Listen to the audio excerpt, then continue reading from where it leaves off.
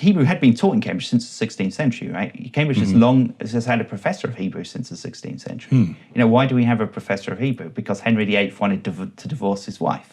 Okay. Right? So he's like, we better get back to the source so I can find a reason for divorce. And he ran out of reasons in the New Testament, so he started looking for the Old Testament and the Talmuds, right? So the Hebrew Bible and the Talmuds. And for that, he needed specialists. Okay, I didn't know that. So Henry VIII owned a whole copy of the Talmud because, really? Has that survived? Yeah. It was bought by, I think it was collected by, the Val Madonna guy? Can't remember. Yeah. Okay. Wow, okay. Yeah. So anyway, Henry VIII created Regist Professor of Hebrew here in the 16th century to interpret the Old Testament, Okay. And the idea was really to interpret it in his favour, you know the story of the Bologna Scroll. So there was this meeting in 1530 between the Holy Roman Emperor and the Pope, and one of the things they discussed was King Henry's great problem, which was he wants a divorce. And the Holy Roman Emperor says, well, here in Bologna, we have the original Pentateuch written by Ezra, which is what they believed, is what they would tell visitors to this church in Bologna. This isn't just a Torah scroll; it's the original one written by Ezra. So they open it up to see, does it have the verse that Henry is citing as his justification for the divorce? And today we have that scroll, and that verse has been erased. Which is really strange because we have an account from 1531 which says they found the verse and decided we don't care what the verse says, we do what the Pope says. Wow. So okay, that's interesting. So that's interesting that ties into Cambridge, and wow, it's everything ties together. It's also, I just point out, that's not the original scroll written by Ezra. No, of course not. Because that's in the Ben Ezra synagogue. Oh. Because that is so that until today, I think tourists are told that scroll is in the synagogue. Really? It was looked at by Adler. When Adler, he wrote his book. He travelled around Jewish communities of the Middle East, and he wrote his book about Jews of many lands. And he went to the synagogue and he looked at the scroll, and he said it's like a 16th, 17th century one. Oh wow! So we had a teacher of Hebrew here, so rabbinics. What does that mean, rabbinics, for the audience who may not know? Well, this means teaching everything, after the Hebrew Bible, really. Okay. The idea being that, so the Mishnah and so on, they are important for understanding the context in which Jesus arose. That's it. So it's the Second Temple period, that kind of thing. So they had that concept even back then, because I'll often hear that this is something that was kind of revolutionized by David Flusser, that up until then, Christians didn't really look to the Mishnah and the Talmud to understand the life of Jesus. Well, but it sounds like they had some notion of this even back then. Well, I think this possibly what you really do see. So these were lone Jewish scholars in a Christian university, right? Solomon Schiller Zanesi, in those days. So his salary, I think, was paid by the Montefiore family, not by the university, but he taught here. And when Schiller Zanesi died in, I think, 1890, Schechter took over, I think, in 1890. I think his salary was also still mostly paid by the Montefiore family, right? So they were kind of like, they did important work, but you get the feeling they weren't exactly welcoming Cambridge, right? They wasn't like, they weren't rolling out the red carpet for Jews in the University of Cambridge, which, was still, it's a conservative organisation even today, but in those days, they'd only just relatively recently allowed fellows, teachers in the university to marry. Because until that point, they had to be bachelors. Like the old monastic principles there. Okay. And that had changed in the 19th century. So Henry can get a divorce, but the professors at Cambridge can't get married. No, at all. Anyway, so Solomon Schiller Zanesi, when he got the job here, originally, Cambridge is sort of a democracy in that everyone has a vote in the Senate. Really? All the permanent staff have a vote in the Senate. And the account of the vote for Schiller Zanesi is that he was much opposed because he was a Jew.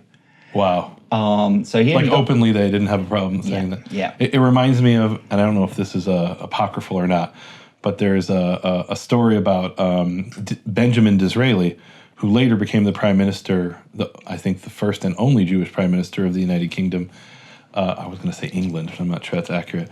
And so there was a debate in one of the House of Lords or whatever it was, and sorry for I'm American, I don't know, one of the houses of your parliament, and they called him a barbaric Jew or something to that effect, and he responded famously, perhaps apocryphally, when my ancestors ruled the world, your ancestors were running around painted blue. Yeah. Yeah. So, yeah, it's true. And Disraeli was actually a Christian. He was a very devout evangelical Christian. He had converted. But still, he was a barbaric Jew to his opponents. Yeah, yeah. He was also a great novelist. So the idea of him being a barbarian. Yeah, it's one of I didn't know that. I don't know, possibly the only No. There's not been other prime ministers who've written... Oh, Boris Johnson. He wrote a novel. Did he? All right, okay. Sorry. No, anyway, let's move on from that. All right.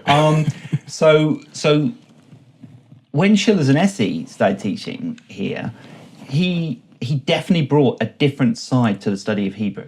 So he exposed scholars who previously had studied Hebrew, essentially, studying the Hebrew Bible, to the range of Jewish commentators on the Bible. And you can see this by the time that Schechter is here. One of Schechter's friends is Charles Taylor, who becomes the master of St. John's College. Yeah, so Cambridge is a collegiate university. Lots of these old sort of, again, kind of almost monastic houses. Colleges. So unlike in the United States, here you have a university and there's a bunch of colleges that make up the university. And each one of those is pretty much independent or autonomous, or how does? Yeah, they're all independent financial institutions. They're all charities. Okay. They all got their different customs. They've all got different ages. The oldest is Peterhouse, which dates back to 1284 or something like that. I don't know. But a lot of the oldest colleges have been lost and amalgamated into new ones because they were. The sort of religious orders have now disappeared and things. And something that really surprised me is. Like you could be on staff here at the university, but you don't have privileges at one of the particular colleges because you're not a fellow of that college, right? Meaning, like I encountered that with one of the people who works with you, that we tried to go to this particular library, and they said, "Oh well, I mean, you know, who are you? You're not a fellow here at this." Yeah, so Cambridge colleges are. I'm like, what? Yeah, and I'm like, okay, I understand that for me. And it was actually easier for me to get in than it was for her. Yeah. That's crazy. Yeah. Cambridge colleges are they're very old-fashioned. Not as bad as Oxford, but but they're very old-fashioned. I mean, you've seen the college porters, so the guys who control the access to and from, often wear bowler hats. Yeah, and they're not actually porters. They don't carry your bags for you. No, God, no. So what does porter mean by that? Is that what it originally meant? Yeah, porter. I don't know. Porter. No, porter is something to do with. Isn't it to do with doors? Isn't it like guarding the door? From the port. Yeah, that makes I sense. think so. Okay. But anyway, I'm right. So when you go to any, whenever I'm here, I stay at usually one of the what we call dormitories. What do you call it? Accommodations or something, or like where the students sleep. Yeah, college accommodation, college rooms. Okay, I call them dormitories in America. So and then you check in with the porter's lodge. Yes. So, and you're always constantly dealing with the porter's lodge. Yeah, it's very old. And they do wear the bowler hats. That's right. They do. And some of them are rude because that is the history of their position in that college. So Trinity porters are famously very rude because they have always been rude. And so every new Trinity porter who starts work there knows that he has to be rude. So I can say from my experience, I've never had a negative experience with them. They've always been very polite to me. But I never stayed at Trinity College, so I don't know. Yeah. And maybe it's changing, but that used to be the Cambridge thing. And maybe it's the renting up. So what I do usually is I'll go between terms when the students aren't there, and so I can sleep in one of the dorms. They basically like a hotel, but it's like 4 minutes from this library. So it's amazing. Fantastic. But no, they've always been really polite to me, really nice to me. It's kind of it is kind of strange. I'm a grown man sleeping in a dorm room, but it's better than staying somewhere that's 30 minutes away. So I appreciate it. So well, my understanding is that the scholar of rabbinic texts, Jacob Neusner, famously productive scholar, that he once came to give a lecture and he stayed in a college room. And I think I got this story from my predecessor, Stefan Reif, which means it must be true. Is that Neusner arrived and the porter was rude to him. So he picked up his suitcase and left without ever giving the lecture. Wow. So that sounds like a true Cambridge story to me. Okay. All right, but I'm sure that was quite a few decades ago. And that was some time ago. And now you can do a bad review on universityrooms.com if they do that. So maybe they're more careful. Yeah, that's right. That's right. Yeah, no, TripAdvisor has probably changed everything. Yeah. So anyway, so one of Schechter's friends and kind of he mentored in Jewish texts, following in the footsteps of Schiller and Hesse had studied, was Charles Taylor, who was master of St. John's College, became master of St. John's College. He was a mathematician. He wrote about maths, with cones or something he did, I don't know. Anyway, but he was far more interested in God because, he was a devout Christian, like many of them in the university in those days. And he had taken instruction from Schiller's Nessie and from Schiller, and he wrote a commentary on Pirkei Avot. So on a tractate in the Mishnah. Yeah, Ethics of Our Fathers, it's usually called in at least American English. And he wrote that commentary is surprising for the number of Jewish sources which it uses. Okay. Right? Which would be unheard of for a Christian scholar to do that. But the fact is, he had been exposed by Schiller, Nessie, and Schiller to all the Jewish sources, and that commentary, I think, is still regarded today as the best commentary on Pirkei Avot written by a Christian mathematician. So that's really interesting. Well, how many have been written by Christian mathematicians, to be fair? But so it's really interesting. So you do have this phenomenon that some of these Christian Hebrewists, they would open up some Jewish text, and it'd be like they were discovering it for the first time, like no one had ever read it or commented on it.